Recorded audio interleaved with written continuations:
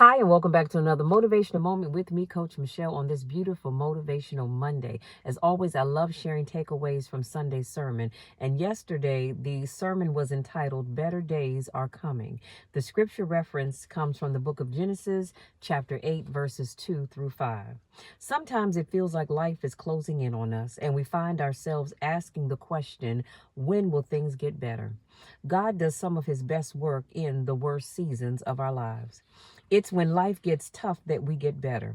We oftentimes get frustrated with the slow and deliberate process that God chooses. God may be moving slow, but he is moving in your direction. Now, I know you're asking, how do you know better days are coming? Well, let me tell you. Number one, when a reprieve is evident. God held back his hand, that was grace, and the water began to recede. Troubles come quickly, but they retreat slowly.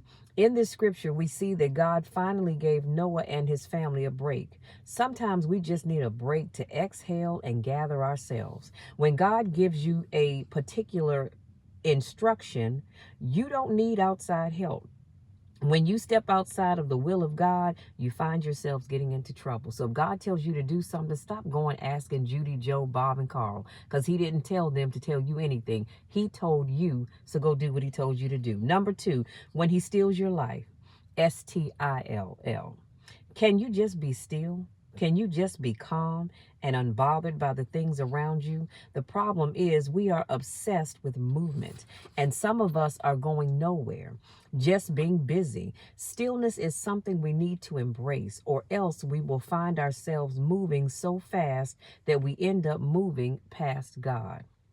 And number three, when God grants us refined vision. Noah's story was simply this: get ready, it's going to rain.